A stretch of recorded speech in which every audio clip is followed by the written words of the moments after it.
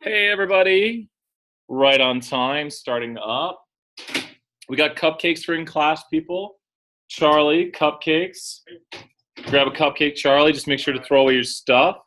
So my onliners, let's get started here in just 1 second. How's everyone doing? We'll see the chat here. We got cupcakes. All the guys came in together. Let's pin this video here. We see there's some chat going on. How's it? Blah. No. 5 points. Quiz 15. Oh gosh, Jonathan. 5 points to everybody saying hey in the chats. 5 points for talking up. Class gets cupcakes right now. Onliners get 5 points for talking up. Sure, 5 points in classes too. Looks like I had some icing still on my lips there. I do. I still did. I had icing. It was the 30th anniversary of Hodges Library. Hodges Library is only 30 years old. It means Hodges Library was built in like 1987, and they chose that weird cube design for it. So, hey, Travis, what's up? So, weird cube design. Somehow someone thought that was a good idea. I don't understand why. Okay, it was awful. The Hodges Library design. Oh, the quiz. The architecture is even crazier. Oh, Jonathan, put that in the chat right now, Jonathan. So, what's Jonathan got? Jonathan's got some 10% rule condition. It showed up as a link in mine. Let me start screen sharing here. Jonathan, I might throw you some major extra credit on this. It's a PDF. I'm trusting Jonathan on this. On the 10% condition, they might show how the sampling distribution, they're showing the binomial rule, it looks like, or a binomial distribution. This is some high-level stuff, and they're probably showing how the distribution will be approximately normal when it has to do with oversampling. It looks like a very good research paper. Jonathan, I'm throwing you 20 points. This is in the chat. Believe me, no one has to read through this. It's used in other conditions too. The text, you see this is from another textbook, but yes, it's in the chat right now. Let me exit out of this full screen. But good stuff. Awesome. It explains it pretty easily. I'll have to read it over. I'll have to read it over sometime. The cube design. Yeah, the cube design of Hodges Library. Jonathan, if I didn't say it, 20 points to you. Thanks for sending that.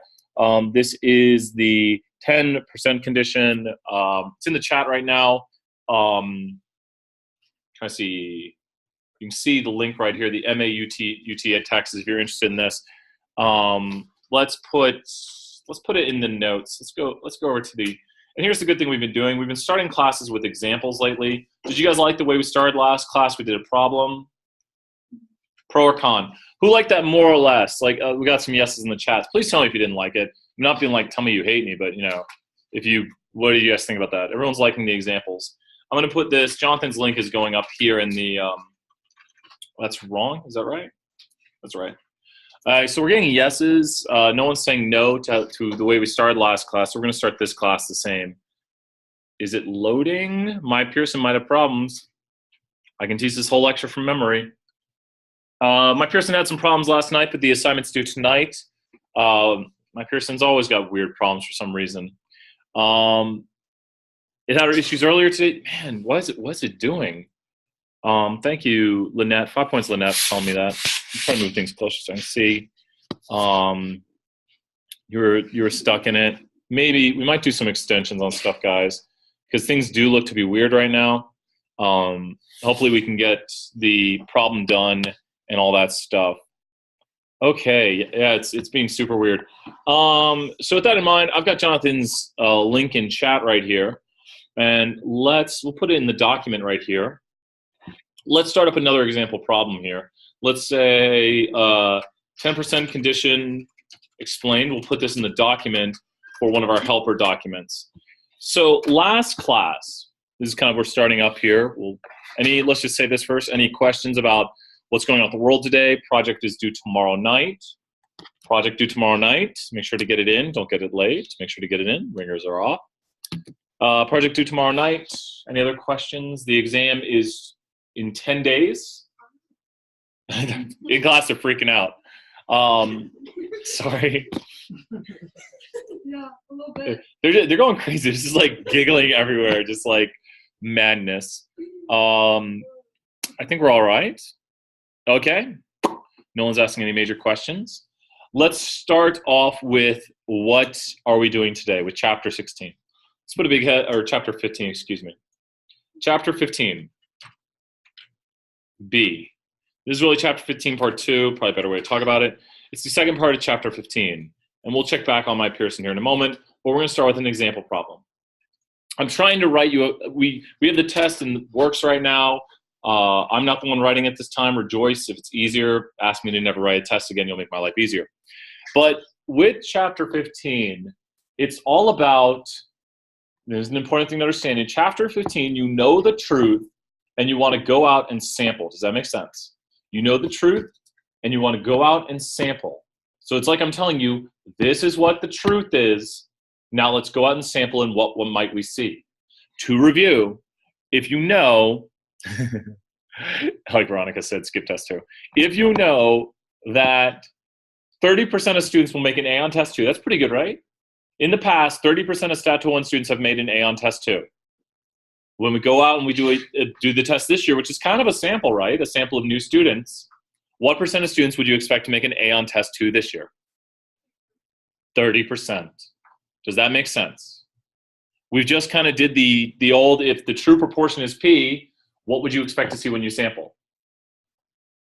If the true proportion is P, when I sample, I would expect to see the true proportion, the same thing, 30%. P hat is what we see. No, it's all right. You would, the most likely P hat, which comes from a sample, would be 30%, right? So we can view this. Let's just look at the David M. Lane. We're just talking kind of, and it looks like we might have to do this one from memory today. Don't worry. Oh, it's loading a bit now. David M. Lane applet. David M. Go, and here it is.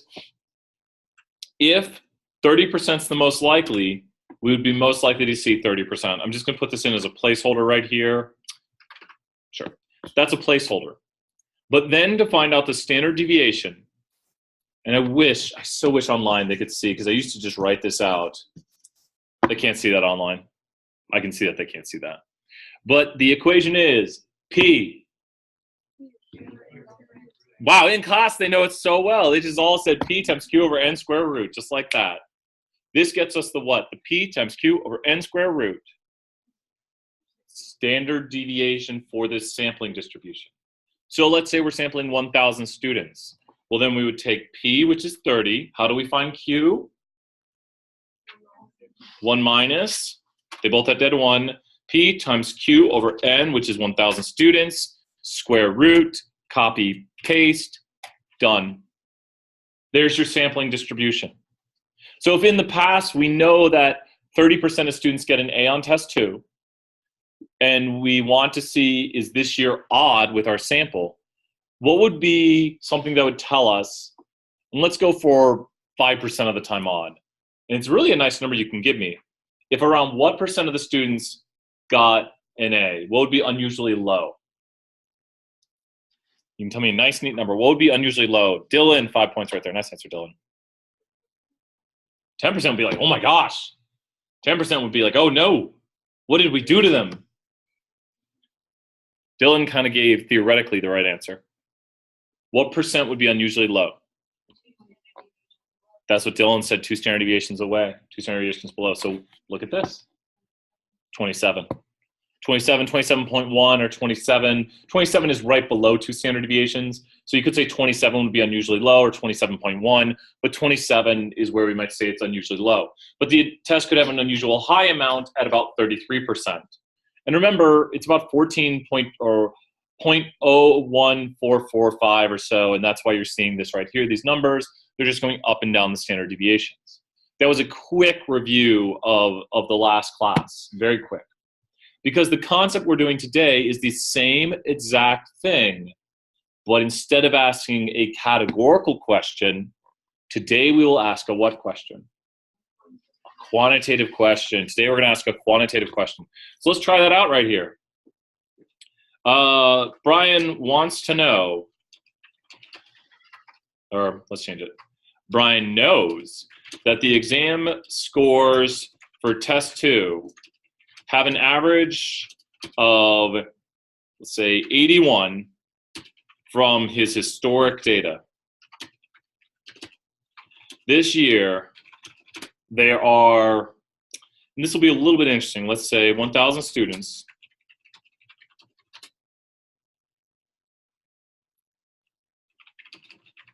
Sorry, I'm composing. Usually like, let's say 15. This year, there are 1,000 students taking the test. Draw the sampling distribution of the sample what? If you look at last class, we said draw the sampling distribution of the sample proportion. This time, draw the sampling distribution of the sample. From these 1,000 students, we're going to get their test scores. Draw the sampling distribution of the sample.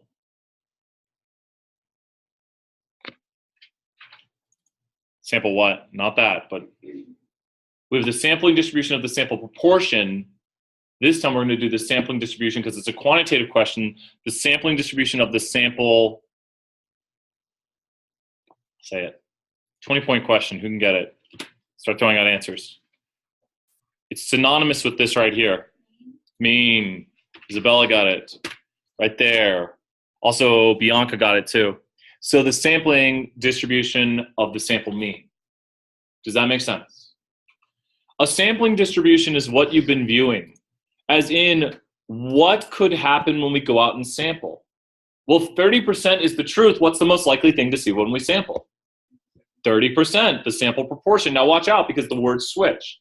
A sampling distribution is theoretically what could happen when you go out and sample. Like, this is my distribution I'm sampling from. And the sampling distribution is either for the sample proportion, which this is right here, or in our class, it's for the sample mean. It all relates to the question you first ask. In this, the first question I gave you today was what? We have to differentiate between these chapters or else you'll totally not know what to do on the test. The first question I asked you was about students making a what? A grade. What kind of grade? An A. And how would that be answered? If someone made an A, it would be answered yes or no, which is the proportion of people who make an A. That's why this would have P times Q over N square root, and the center of this distribution would be P. Does that make sense? But this one will not have P times Q over N square root because you don't have a P times Q over N square root. There's not a proportion of students who make a grade. Technically there is, but because then you'd have to have each grade have its own proportion. It's not a yes, no. You'd have to be like, did you make an 85? Did you make an 86? Did you make an 87? It's much easier to say, what did you make? And that question is now what? If you say, what was your grade on the test? That's a what question? Quantitative. Chapter 15, part 2 is quantitative. I can't stress that enough. This is quantitative questions. When you see the sampling distribution of the sample mean, everything asked has to be quantitative. If you saw, I forgot for a second to include a standard deviation. I didn't include the standard deviation, which would not allow us to do this problem, so I gave a standard deviation of 15. Because quantitative distributions have a mean and standard deviation. But I could tell you simply, 30% of UT students come from Knoxville. Yeah. Then you could say, you could ask someone, do you come from Knoxville? Do you not come from Knoxville? Is that quantitative or categorical? Categorical, so that was 15 part 1 you just heard right there. But if I said to someone, let's look at the high school GPAs of UT students, is that quantitative or categorical? Quantitative, that'd be 15 part 2. And someone would have to tell you the mean of that distribution and the standard deviation of that distribution. Make sure to know that. That's how you have to know these chapters. We're really nailing it down. So when we draw this sampling distribution, the mean, if in the past, the average of the exam scores for this test was an 81, what do you expect the mean to be? 81. 81. 81. Let's do this. Let's insert. It's like in the past they made an 81. Nice job. 5 points in class, and Jonathan and Veronica 5 points online. Let's insert an equation right here. I gotta go to symbol browser. So what it is that the mean, so the mean for the sampling distribution is just equal to the mean. And it's technically the mean for the sampling distribution. Where's my bar at? Where's my bar? Ah, there it is. This is the notation for it. It's all right if you can read it. It's all right if you can't. But this says the mean for the sampling distribution of y bar is equal to the mean. Does that make sense? Next thing we have is the standard deviation.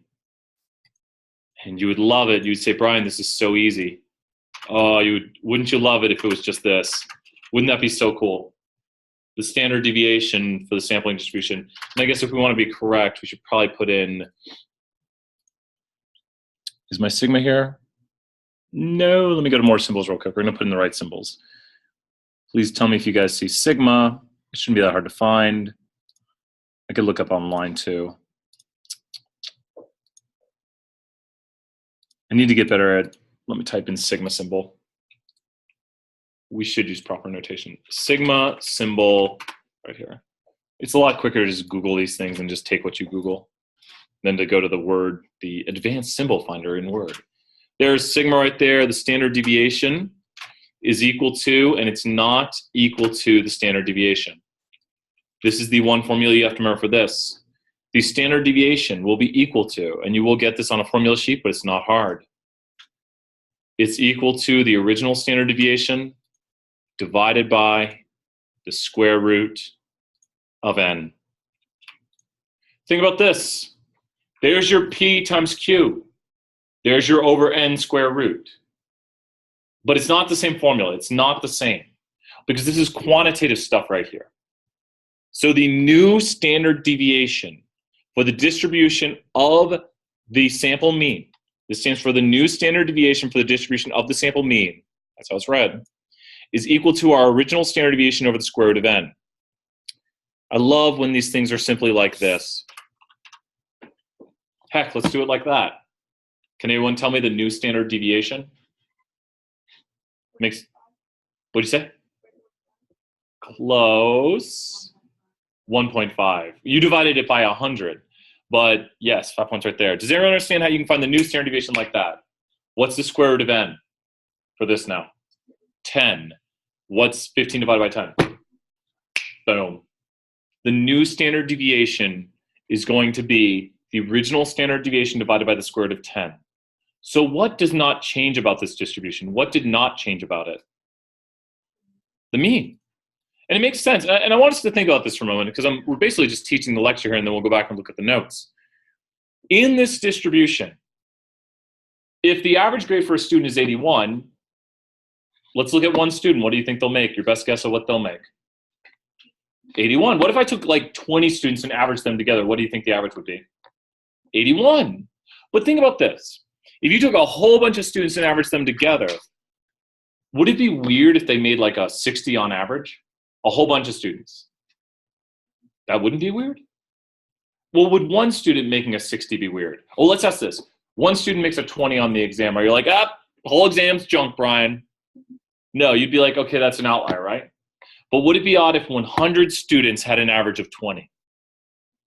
Wait, you just told me a 20 is not odd, though. It's not odd for one student. What changed about the distribution of the sample mean for 100 students?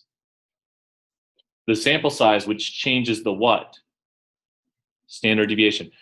I cannot reiterate this enough to you. People see these problems on the test, and they can't differentiate this from chapter 5 and chapter 15. In chapter 5, it would simply be one student makes a 20. Is that odd? In chapter 15, it's like 100 students make a 20. Is that odd? So you have to find the new standard deviation for a sample size of 100. Does that make sense? So you're not judging it by one person anymore. You're judging it by what is odd for 100 people. So this has to be done. So many people on the test, when we ask them to compute this, we'll draw the distribution right here. They'll say, oh, 81's at the center. You told me that is the mean. And then they'll put in 15 right here. And we'll ask something like, is 66 odd for 100 people to make on the test?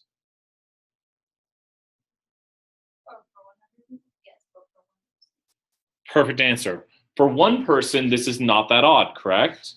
But now look at the new, is 66 odd? Can you even see it on there anymore? And look at this. How do you think we'd figure out how odd 66 is? You probably know this. Let's find its distance. Observation of 66 minus 81 divided by, oh, that's so weird, isn't it? Divided by, it is, and I guess it makes sense because it was the first standard deviation and we've changed it by a factor of 10. But does everyone see 66 is now 10 standard deviations of the mean below? This is a standard deviation of the mean because this sampling distribution here is a sampling distribution of the what? Of the sample mean. This is a distribution of the sample mean. It's not single people. Every single dot inside of here, every single dot. Like if we have a dot inside of here, just one dot, that is an observation found by how? How do we find that? We talk to 100 students and we do what to their test scores? Average it out. So then another dot's inside of here. How do we get that dot? We've taken 100 students and averaged them together. This right here can be shown to you. I think this will really help if you've been paying close attention. You'll see how this makes sense right here. Here's a normal distribution right here, right? This is single observations. Whoops. Let's re-click normal. This is single observations. They're just individuals. And then if I want to do the sampling distribution of sample size 5, this will make a distribution of means. How do I get one observation in the distributions of means of sample size 5? What do I have to do? I have to take 5 observations and do what with them? I hit it twice. Take 5 observations and, yes, you see how one blue dot is 5 black dots averaged together. Condition 1, these black dots are being taken. The black dots, my sample of 5 is being taken whatly from there? Randomly 5 points, Dylan. Oh, and also Bianca 5 points. Does everyone understand that these black dots are being taken randomly? So we just randomly take 5 black dots. Does that make sense? And then we make 1 blue dot. And then we do this a whole bunch. And the lower distribution, what was the mean of the top one? 16. What's the mean of the lower one?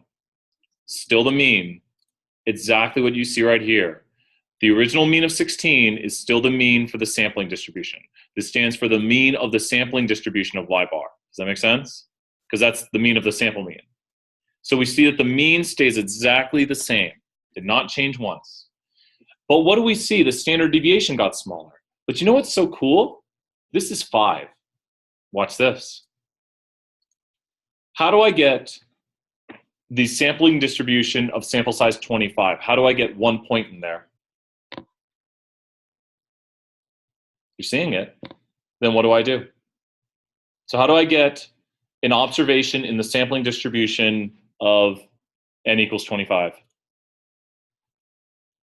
25 samples, and then what do I do to those 25 samples? Average them. And then the average of 25 randomly chosen observations turns into, do you see it down there? 25 randomly chosen observations, we simply average them, and that turns into 1 blue dot. Does that make sense?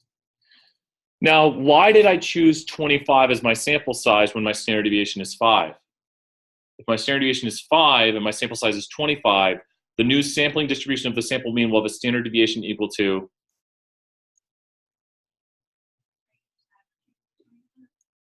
what's the formula to get the new standard deviation for the distribution of the sample mean? Square root of what? So what's the square root of 25? And then what's the new standard deviation? Because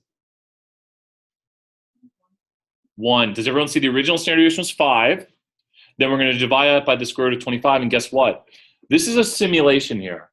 It doesn't make it happen, but guess what? I'll just simulate it more. If you simulate things more, you get better, you get more accurate simulations. And look, the standard deviation is 1. This is not by chance. I'm about to tell you what this is called. But once again, remember that the new standard deviation, we can see the formula right here, is tighter by a factor of the square root of n. So do you notice how when I increased n from 5, it was a little wider, and then when n got larger, the standard deviation got smaller. The standard deviation gets smaller as n gets larger, and we can see that mathematically right here. The new distribution for the sample mean of sample size n will have a smaller standard deviation by a factor of the square root of n. So the bigger n is, the smaller the new standard deviation is, because we're just dividing the old one, hence 5 divided by square root of 25. Once again, the mean does not change. One last example with that, just to make it clear. If one guy is 5'10" on average, I have a friend, he's a guy, how tall do you expect him to be? 5'10". Because if I tell you the average for guys, you'd expect one guy to be that height. So if we have 100 guys, what would be the average height for that? Like, we took them all and averaged them together. What do you think 100 guys' average height would be? 5'10". I mean, if one guy's 5'10", then the average of 100 guys is probably 5'10" if they're randomly chosen guys, right? But now think about this. Is it odd if one guy is 6'3"? Were you like, whoa, I saw one guy today and he was 6'3"? No, I mean, it's a little tall, right? Is it odd if there's 100 guys in a room and they average out to 6'3"? You just told me 6'3" is not odd. But it's odd for 100 guys because what changes about the distribution of heights for 100 guys? The standard deviation. And standard deviation defines what is odd by how many standard deviations it is away. So where the original standard deviation might have been something like 3 inches, now it's going to be 0.3 inches because we've divided by the square root of 100. So this distribution is way tighter because you expect there to be less variation when you average a bunch of people together. Standard deviation is a measure of variation or spread in data. So let's look at this right here and talk briefly about the central limit theorem. Let's write this down right here. We've got our distribution drawn now. We actually drew it out. Let's save that picture in here. We drew it because here it is. I'm going to take a picture of it. Oh, I hit Command-Shift-4. I'm not on a Mac.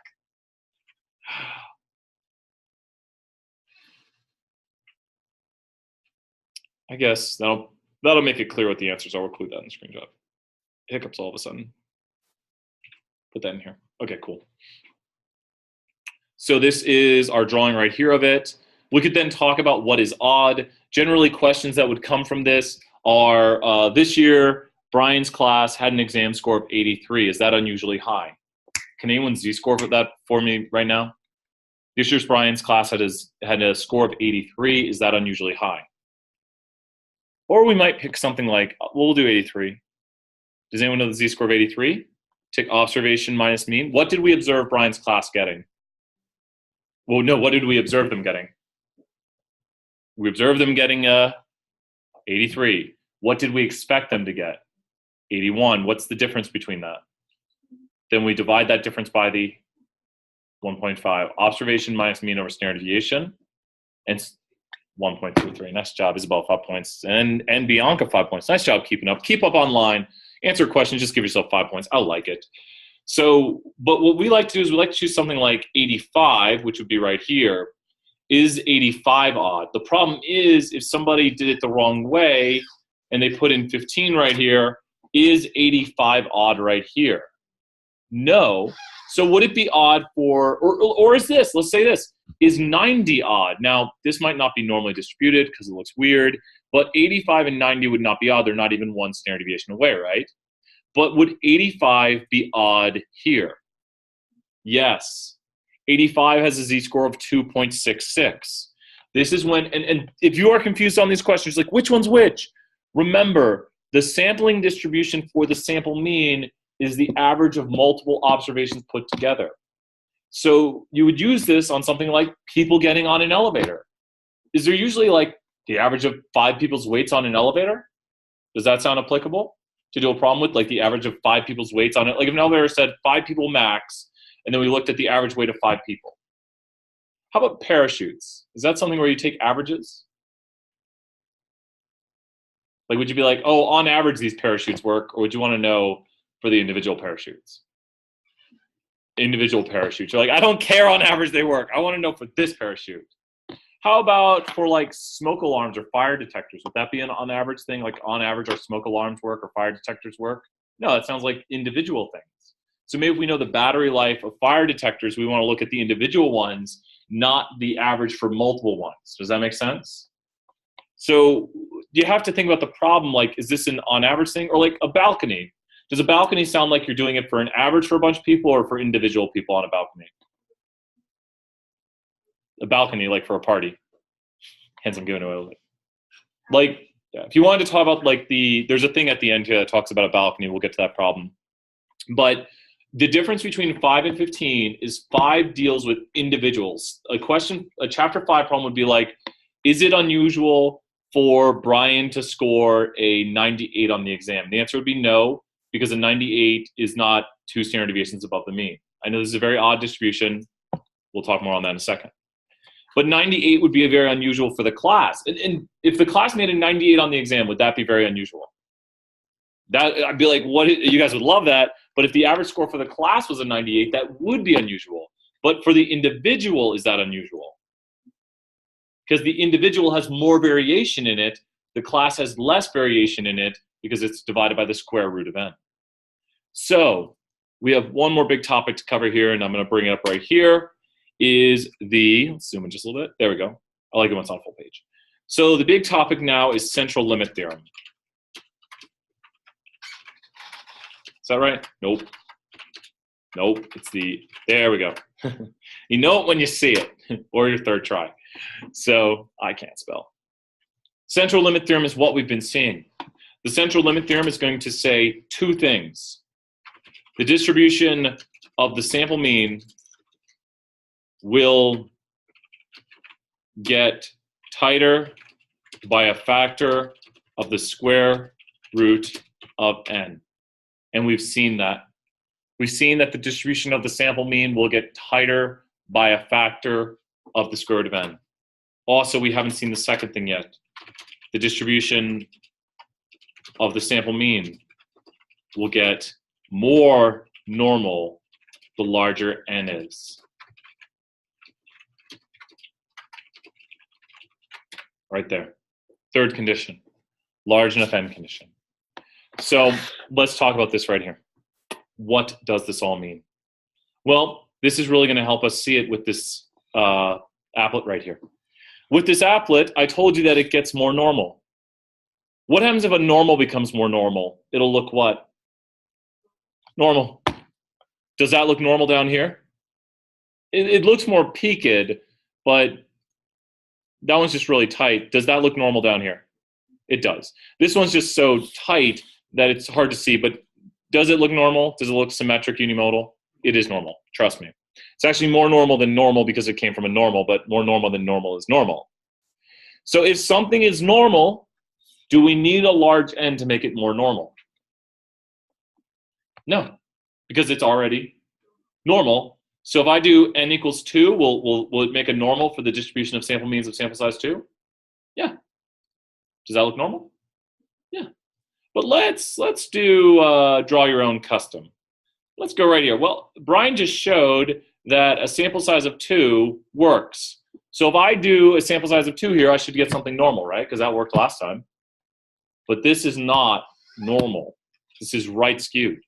So how do I get the distribution of means of sample size 2? From the original population, I take how many observations? And then I do what to them? Does that make sense? Do you see it happening here? Are we going to get a normal? The answer is no. That's what a normal looks like, right? I mean, it's like when sometimes in my office hours, I'm like, draw a normal, and someone's just like, woo! And I was like, some people go so slowly, and so it's close enough. Veronica says close enough. And so it's interesting the extremes I see, and I'm always happy. And it's funny. But that's one of the ones where I'm like, what? That's actually probably good enough if you're just going to sketch on it. But still, does that really look normal? No. Check this out. Now let's do this right here. I like it. Veronica, 5 points. Let's increase the sample size. If I increase the sample size, 2 things will happen. Tell me thing 1, which we saw earlier, it will get more normal. And the first thing is, well, they'll both happen. It's all right to say either one. Will decrease by a factor of the square root of n, making it tighter. So it's going to get tighter. And second thing, more normal. Does that look tighter and more normal? Does that look tighter and more normal? Does that look tighter and more normal? Yes. It's still got the right skew. Right skew is one of the hardest things to get rid of. Let's say we don't have as big of a right skew. Let's make a new one right here. Let me switch out of that, go to this one. And I'm going to draw one with a little bit of a right skew. I'm not as good as drawing normals as they are. So now this one's not insanely right skew, but does that look super duper normal up here? No, it doesn't look super normal. So when I do, let's say, a sample size of 10, I take 10 observations and I average them together, and I do that repeatedly to make the distribution of the sample means. This bottom distribution is kind of a theoretical one. It's a theoretical distribution that exists if you constantly sampled. It's all possible combinations of subsets of 10. Didn't look as normal as I wanted it to. My things never look as pretty. Let's go to skewed. Let's do it on this one. Sure, that was good enough. Does that look pretty normal to you down there? And it never really truly becomes normal, it just approximates, but could you use your 68, 95, 99.7 rule on this? Look at the mean is up here, like this, that's not the center of this distribution. Whoa, look down here, where's the mean at for this one? Right here at the peak, the mean right here, A. And the mean for the bottom one, do a little more simulation, the mean for the bottom one is 8.08, and the mean for the top one is 8.08. The original standard deviation was 6.22, divide that by 5, you get 1.24. The original standard deviation divided by the square root of 5, or divided by 5, which is the square root of 25. So we have here the new distribution. Remember your two rules right here for the central limit theorem. Let's write down the conditions now. We're like cliff noting these chapters right here. Cliff noting. Cliff notes? Cliff notes. Conditions. Cool command right here. Check this out. Control-Shift-C, Control-Shift-V. Boom. Got it done. So let's see right here. You ready? What is condition 1? No! Someone say QQ in class. Random. Veronica, 5 points. Random. Did we select the observations randomly? Condition 2, 10%.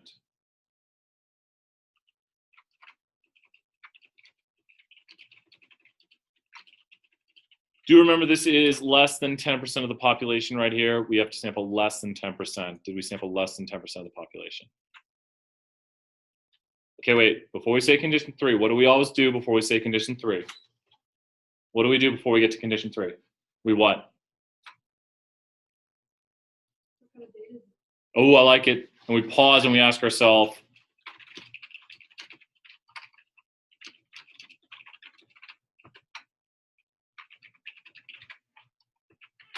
we're working with quantitative this time. So this time we are working with quantitative. I think I got just enough room. So the answer is quantitative for this one. So remember, okay, and I've given it away. So I want you guys to think, this is, please never yell out condition 3. Condition 1, condition 2, pause. What do you think condition 3 is? Don't do it, careful, there's a hint. There's a hint, there's a huge hint. It's more than a hint. Look over what I got. What do you think condition 3 is? L. Kind of, Dylan's kind of on the right track. Starts with an LA. Starts with an L-A-R-G. There you go. It's large enough, it's up there. It's a large enough N condition. And this is a tougher one. This is a tougher one. We're going to elaborate on this.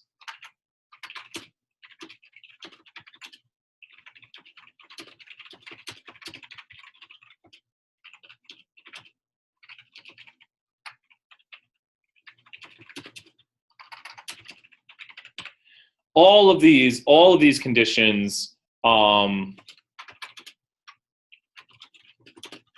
to use the normal curve. All of these conditions here are to use the normal curve. Like, that's why we're doing these conditions, so we can model it with the normal curve. 5 points to the online are saying large enough. So large enough is the third condition for quantitative where the third condition for categorical is some form of the what? Success failure, which is the NP NQ condition, or in chapter 16, the NP hat NQ hat condition. So watch out because it's slightly different. And in chapter 17, it'll be the NP naught NQ naught condition. You guys are like, thanks, Brian, thanks. But it just depends on which chapter you're doing for the condition. Of course, you usually write success failure. We're sometimes a little bit lenient, but people just write down one. They write random 10%, large enough n. But you have to pause. Go ahead. Oh, can we go like at the end of the lecture? Can we go over like some of the quiz questions? Sure. We probably have enough time for that. We're getting near the end of this lecture. We've almost covered all the material. We'll look at the notes a little bit. But what is the large enough n mean? Charlie wants to do a little quiz stuff, and we'll probably do that here in a second. So the large enough n is as follows. Let's draw some distributions right here. Let's say normal. So let's put subtext in here. For this, if it is normal, n needs to be how large? If it is normal, how large, let me ask you this way. This is exactly what I'm talking about here. How large did n need to be for the bottom distribution to be normal if it was normal to begin with? If it's normal,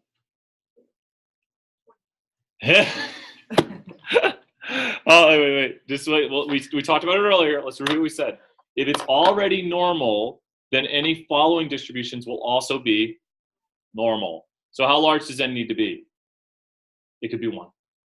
Because the original distribution is normal, so then all distribution of sample means would be normal. Does that make sense? Because it only gets more normal. So what's more normal than normal? Normal. It's a trick question of sorts. Don't be tricked by that. But if it's already normal, you have to ask yourself, how does it look? Let me put in caps. Ask yourself, how does the original distribution look? I can't state these things enough in caps. Like, you must ask yourself, how did the original distribution look? So,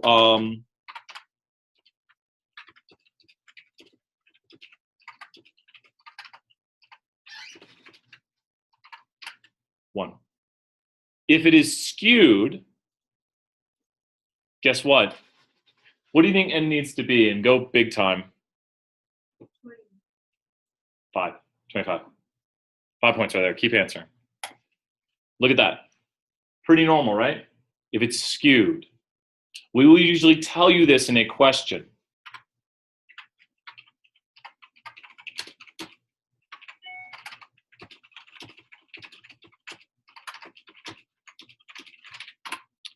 And what's skewed? More skewed than skewed? Heavily skewed. Go big time on this. What do you think? Go for a next big number. What do you think the next big number is? 30. Dylan and Isabella, 10 points right there. 5 points for guessing, everybody. Keep up the talking. Keep up the talking. Keep up the thinking. These are the slides sometimes have things a little bit different. These are the numbers I will hold you to.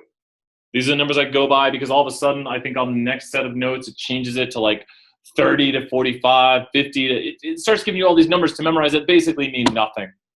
Basically, what do you see here? That the more skewed it is, what does n need to be? Greater than, it needs to be larger. It needs to be larger the bigger skew it is. So it's almost like that the sample size is fixing the skew. Because if the sample size is very small, did that fix the skew? No. But when the sample size is large enough, hence large enough n, the skew is fixed. And then we can use the normal distribution to approximate the percentages under the distribution of the sample mean. Does that make sense? The whole point of these conditions was to check these conditions. Or to me, see if the normal works. I can't even talk today. I think we might have it, the cheat sheet of what we have right here. Let's add one more question and then we'll start doing assignments, Charlie. How does that sound? Well, Charlie likes that idea. So let's go to lecture notes right here. I want a little off lecture note right here. And let's save it. Oh yeah, I already downloaded it last time. I could just, they reset these computers about every week or so. So it's never, I can't save stuff on here and I'm often like, oh, I wonder if my stuff is still on here. Sometimes it's not. you will see a lot of the stuff we've been talking about here. I like doing things a little bit different from the notes a lot of times because you've always got the notes to fall back on. If I read the notes verbatim and make the lecture boring, then it's like, well, you don't have two ways of learning. But let's look at this right here. We'll do look through the notes. So what we're talking about is a dice roll here. When I roll a dice, is that quantitative or categorical? Quantitative, I record the number. We've got a histogram right here, quantitative. Now, this distribution looks to be uniform. But if I increase it to the average of 2 dice rolls, the average of 3 dice rolls, you see some things going on here. Use your knowledge. 2 things are happening. The distribution is getting water, tighter, and more normal. Does everyone see that? It's getting more normal and tighter. The 2 rules of the central limit theorem. That as we increase n, it'll get tighter by a factor of the square root of n, and it also will get more normal as n gets larger, till finally, it's normal enough. Does this look like a nice normal curve for you to use the central limit or the empirical rule on? Totally. That is the central, you just viewed the central limit theorem right there. Where it says central limit theorem there. Here are our 3 conditions, large enough. There's your 25 and 100. Everything I've listed out for you today, right here. Don't sample more than 10%. Randomly take them. Large enough n condition right here. Here's where we were talking about the mean for the distribution of the sample mean is equal to the mean. Here's our new standard deviation, and they write SD right there. Okay. Standard deviation is equal to the original standard deviation over the square root of the sample size. Just looking at the last 2 things. And here, there's the problem. So we could do this problem right here, or we could do your guys' work problems. I have a feeling, which ones do you want to do? You want to do your problems or the problem in the slides? They want to do their problems. You guys want to do your problems. So which quiz am I going to? I think it's 15 what? There's a lot of 15. You guys are like, oh, we know, Brian, we know. 15.1 due tonight? Let's do it. You guys cool with that? Some people we'll probably have enough time for 15.2. We've got, we go to 6:20, right? We've almost got 30 minutes, my gosh. So let's do it. Let's preview it. I always do the homework. Reason being, if I get something wrong, we know it immediately. I can tell here that graphic what and what are automatically wrong on this. Please ask questions if you have it. I might do this stuff quickly. Is this lecture over for like actual class and new info? It is. It's pretty much over. I'm just gonna be reviewing Bianca. Yes. So if anyone wants to tune out, but I will do chapter 15 part 2 right after this. I'll be doing it a little bit quickly. B and C are wrong, and also I automatically know which one is correct because they're saying 20% is what we expect. So what's the answer? A. To find out, remember this is now a review question. To find out the sampling distribution's standard deviation, the standard deviation of the sampling distribution, I would take P, can't type today, P times Q over N, what? Square root. And you see it's about 5%. And you see here's 1 standard deviation, 2 standard deviations, 3, and 4. And what happens if you go down 4 standard deviations from 20%? You're basically at 0 because it's 5%. Does everyone see that? 15, 10, 5, 0. Now, I know it's not exactly that, and it's not exactly this here anyways. 0 is a little bit more than 4 standard deviations, it looks like. So we pretty much, one condition we probably meet for these is that they're taking, I believe, the first 70 cars. We fail the what condition right here? Random. Do you think 70 cars is more than 10% of the cars on the highway? It's probably not more than 10%. So this is, we fail the random condition. Now, good job, guys. Now, here's the big thing, though. On the test, if it's random, it will say random. That's so key. On the test, if it's random, it'll say random. So don't get confused. Do what? It'll say something. It'll say something about it being random. It'll be like we randomly selected 70 cars. I don't think we don't try to trick you on that. We try to make it very clear, and that's one of the easier questions. But on the test, it will say random. There's a few Mike Pearsons that get weird that they're like, you can assume randomness. Yeah. I'm sorry. Yeah, it's like you can assume it. Don't assume on the test. Don't assume. Well, that was it. That was easy. Okay, here we are. I can't help but start solving this problem when I start seeing the info. If 12% of children are nearsighted and we go out and sample children, what percent of children would you expect to see nearsighted? 12%. Let's side-by-side screen this. I might have a question online. If 12% of children are nearsighted, we would expect to see 12% of children nearsighted. Then what do I need for this distribution after I get that?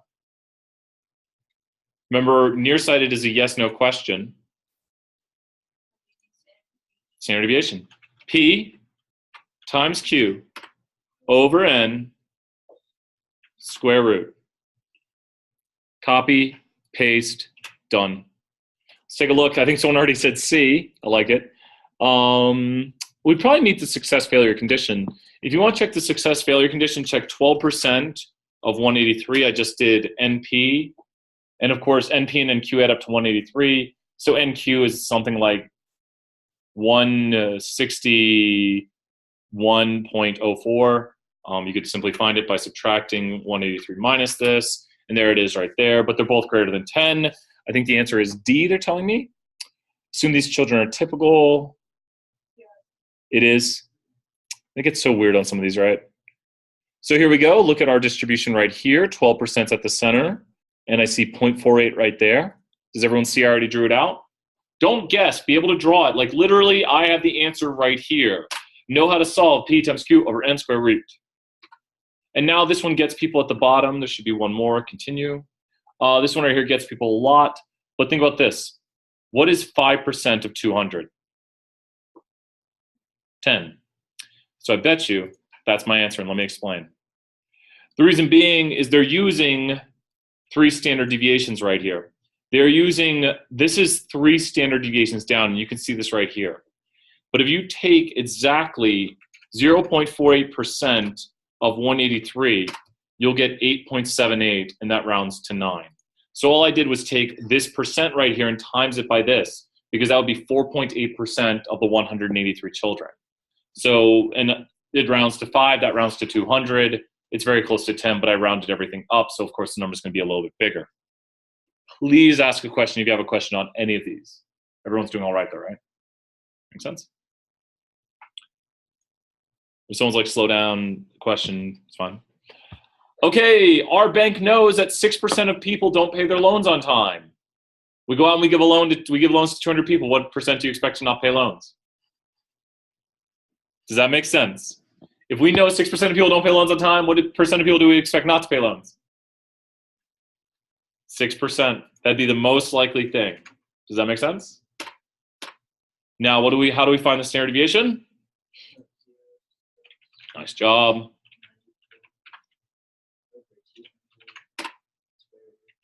Boom.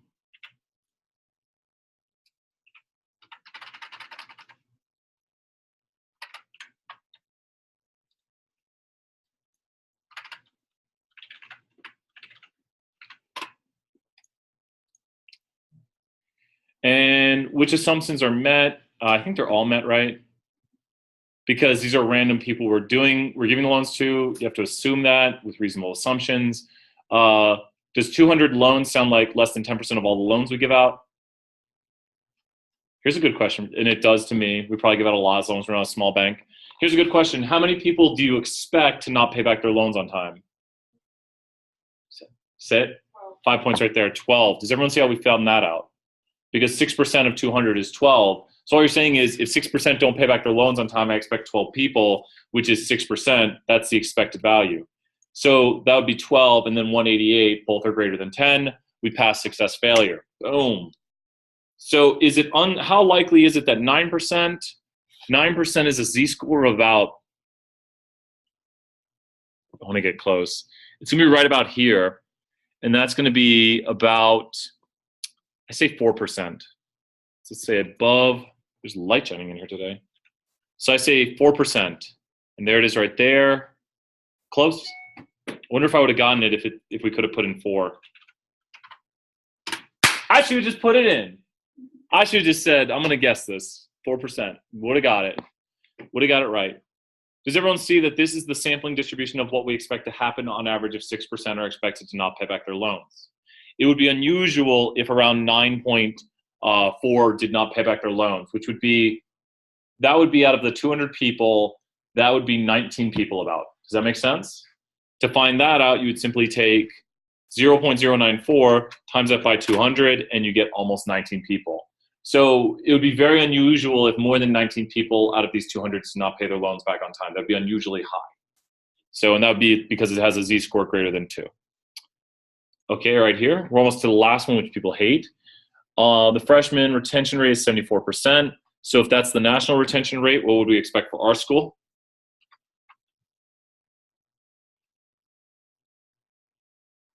If 74% was normal for the nation, what do we expect for our school? There we go, 74%. And then how would we figure out the standard deviation? P times Q. Is that over 584 because that's sample size, and then what to it? Square root. So there's the sampling distribution of the sample proportion. And now it says we need to find out, and here's where people get tricked. We need to see our p hat. How do we get our p hat here? We would just see how many successes we had over the sample. So we take 509.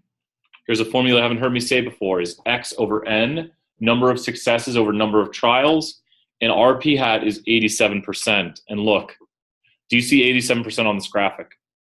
It is more than 3 standard deviations away. And so look, both of these say is not more than 3 standard deviations. And I bet you if we put this in here, obviously it's going to be way off the charts here. But if we take observation minus mean over standard deviation, we get 7.24, which is over 7 standard deviations away. So would that be odd? Is 7 standard deviations away odd? Oh, yes. So does this college have a right to brag? Yes, because they're over 7 standard deviations away. Does that make sense? A lot of people don't work this problem out. A lot of people just guess it because it's a multiple choice. All you have to do is draw the sampling distribution and figure out. Remember, I did observation minus mean over standard deviation.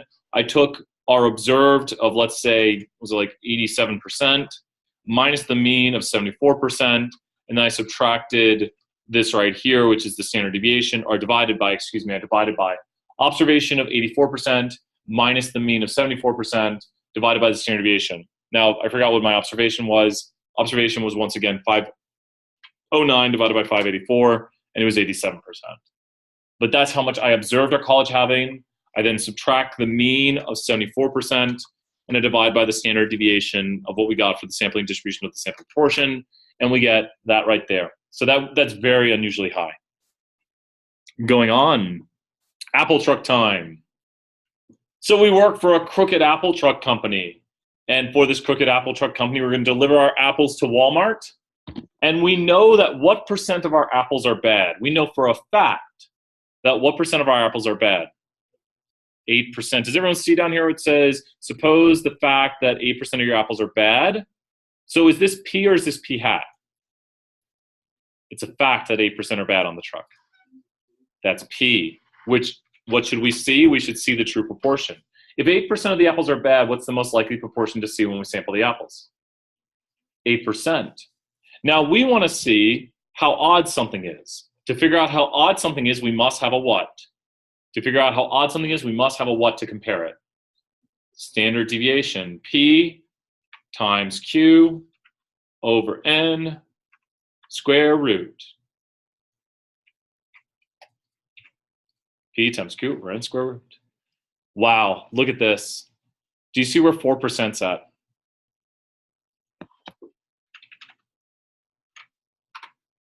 Oh no.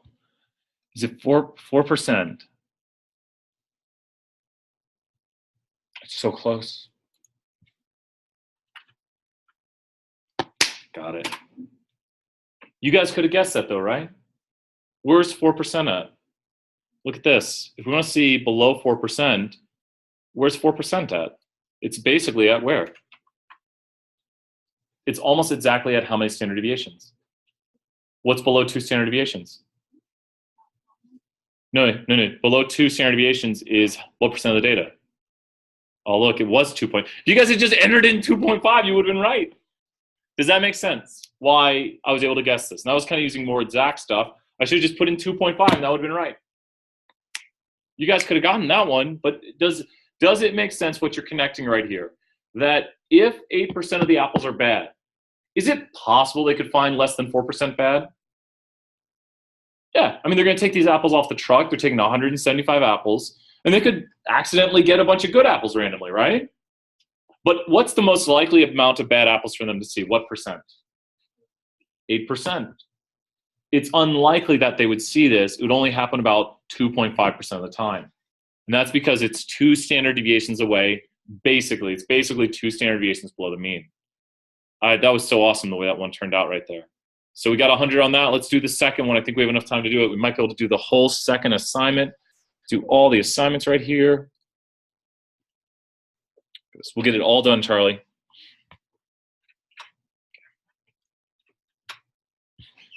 If you guys didn't know, I'm using Windows right, Windows left. On Windows, you can snap something to the right and the left if you hold the Windows key and hit left or right, and you can dual screen like this. I really like it. Aha, here we go. This is a great question that people don't notice the nuances of. One lady is supposed to have a pregnancy of 268 days with a standard deviation of 12. Is this chapter 5 or 15? One lady. Chapter 5 or 15? 5. This is just telling you what the mean of one lady is and the standard deviation. And if we want to figure out between an amount, we can just put it in right here. And there we go. It wants me to 24.7. Right there. What are the longest 20% of pregnancies?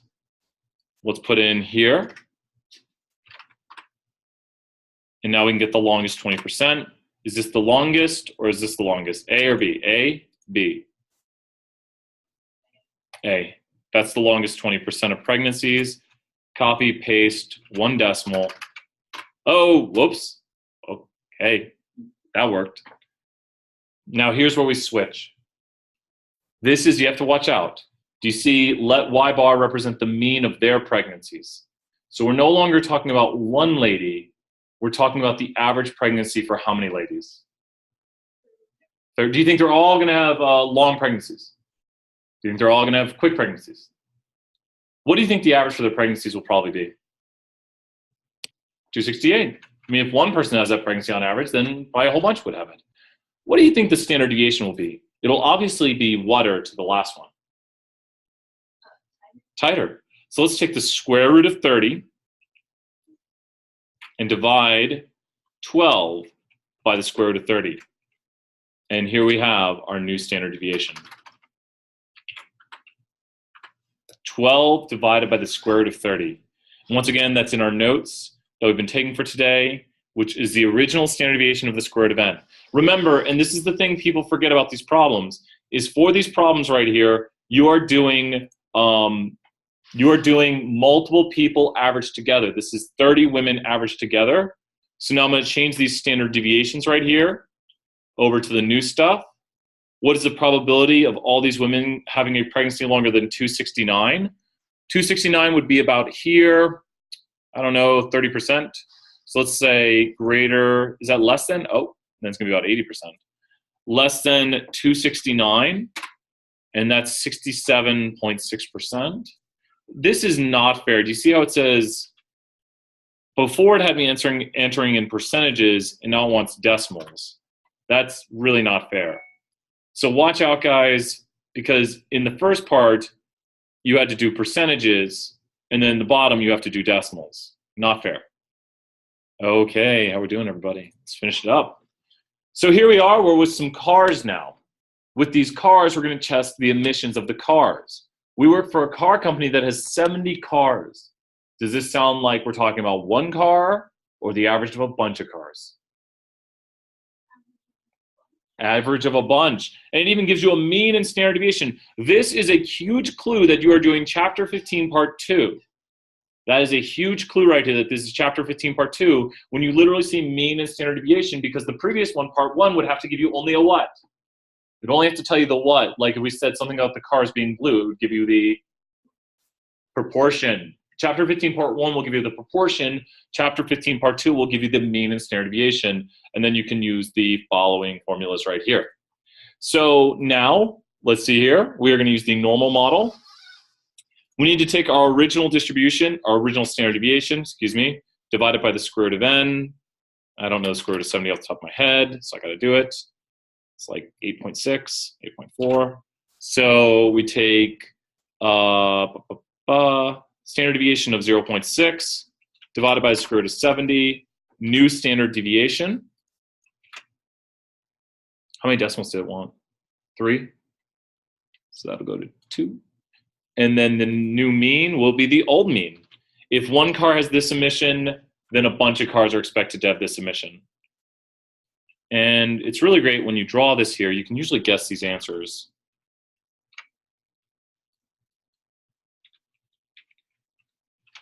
So here we are. If you notice, 2.7 would be about here. 2.8 would be about here. If I get this, I'm absolutely amazing today. Okay, let's go between. I didn't want to take a long time to think about it. I don't know how far off I am. It's close-ish. 9, that rounds to 9, that rounds to 11. Sure. All right, 3 decimals. I can get this one though. Top 10%. This is the top 16%. That's the top 2.5. The answer is 2.7. And once you round to 1 decimal. Got it.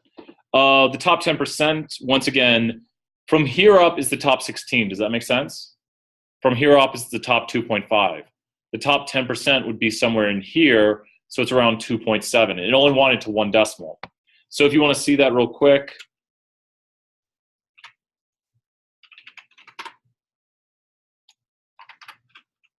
and as I said, it's right here, and it's almost exactly 2.7. Does that make sense to everybody? Last question. We got this. We might get out early today. Let's see here. Please ask questions if you have it. I know I've been flying through these. So estimate the probability. Okay. So we're going to talk to a waiter, and we're going to ask them how much. Ooh, wait. Uh-oh. It's slightly skewed to the left. I don't know if we can do this for this problem. I mean, we're not supposed to use the normal model for things that are skewed, right? But wait. Can we use it for this problem? Someone explain to me why we can or cannot. Are we doing just for his tips? Are we doing like each individual tip? Because that distribution is skewed to the left. Can we use it for this model? Can we use the normal model for this? Can I start doing and put it into David M. Lane? Because the original distribution is skewed to the left a little bit, and now we're going to look at 40 tips. Correct. Dylan's on track here. This is. We passed large enough. I really haven't talked a lot about conditions, so I slowed us down here to really hone in on this condition.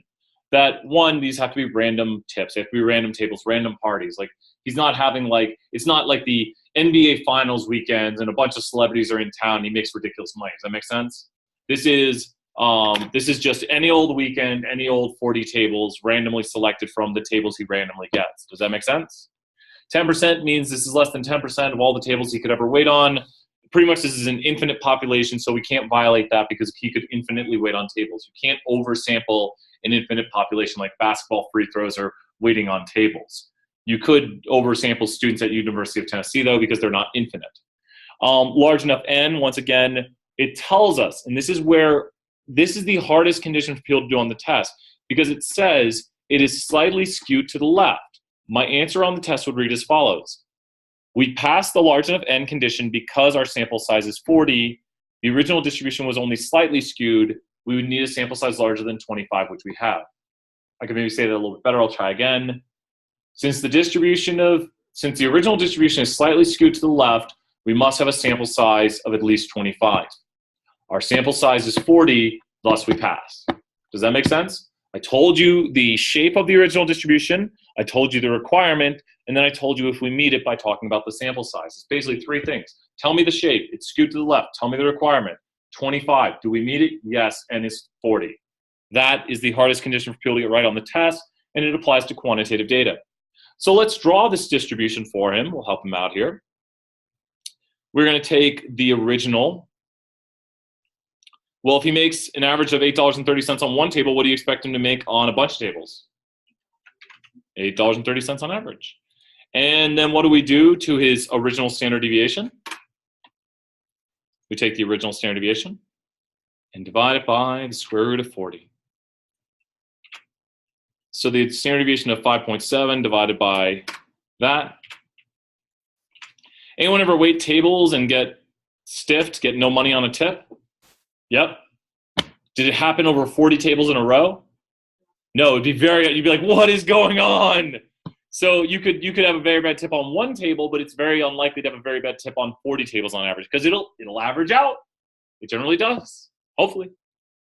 Estimate the probability that he'll make at least $350. If he's waiting on 40 tables, he would need to make $8.75 per table. We find that by he needs to make $350 on 40 tables, and he'd need to make $8.75. So that's how much he needs to make per table. Because if you make $8.75 on 40 tables, you make $350. If you want to find out how much you want per table to make that, divide that amount by 40, and there you have it. Guess what? He wants to make at least that much. There we go. There's the probability, and hey, it seems likely. Man, $350 for the weekend's not a bad haul right there. I'll take that. I don't know. I don't want to give up my weekends now. I don't know. If I had to give up my weekends continuously, I don't know how much money I don't know. I mean, I work all week, and then I work on the weekends too, but the best 5% of such weekends, the best 5%. Well, the best 5% are going to be about here, which is a little bit less than $10. So I think Dylan has the same answer from before. So the best 5%, it's going to be a little bit smaller than that. There's the best 5%. So he's only going to make $9.78 on a whole weekend, right? Is that how much he's going to make on the whole weekend? That's his average tip on one table on his best 5%. So what do we take to this? It's the average tip on his table, so we take that amount and since it's the average tip, we multiply it by, he waited on 40 tables. Does that sound like a best 5% amount, like you made $391? Yeah, if you make $9 and that's your best 5% of weekends, that's bad. And there we have it. You guys are good to go. Thank you guys very much. About 26 minutes, got all the quizzes done. So, of course, these are in the videos now. We will be dropping an extra assignment, or maybe two. Need to talk to the instructors. But you guys have Chapter 15, Part 3. That is merely a bonus assignment. That is a bonus assignment. You don't have to do it. You've got unlimited attempts on it, but it also mixes up the questions and gets you used to 15. So 15, Part 3 is a bonus. Ask questions if you got them. I'm going to tie my shoelace. Do we still have one more cupcake left? Does anyone want to take a cupcake to go? You take one, Ron? Yeah, I'll take one.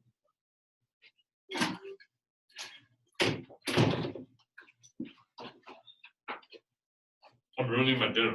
Have a good night. Yeah. How you doing, guys?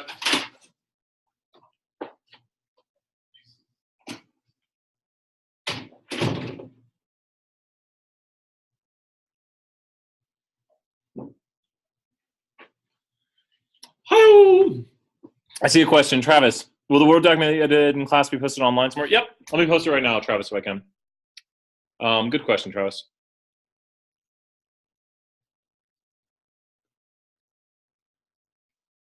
We try to post these up so you guys can work on them and see. What's this? Manage view. Post this. You're welcome, Travis. Good job.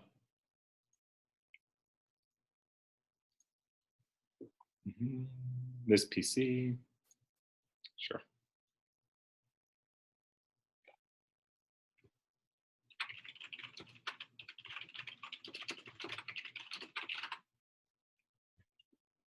Okay.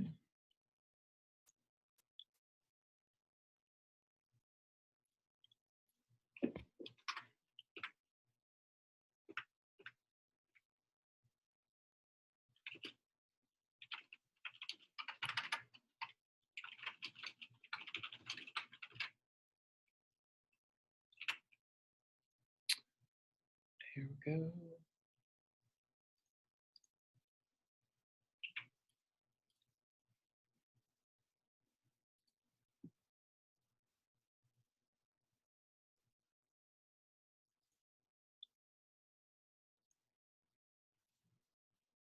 Documents.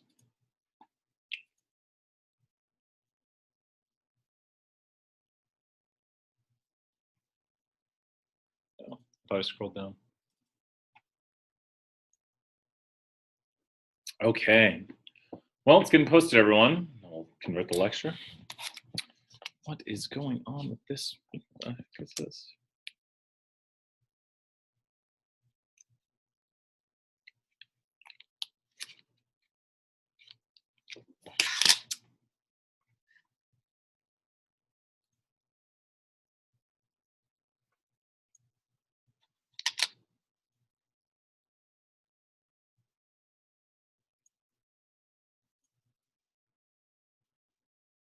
Okay. Good job, everyone.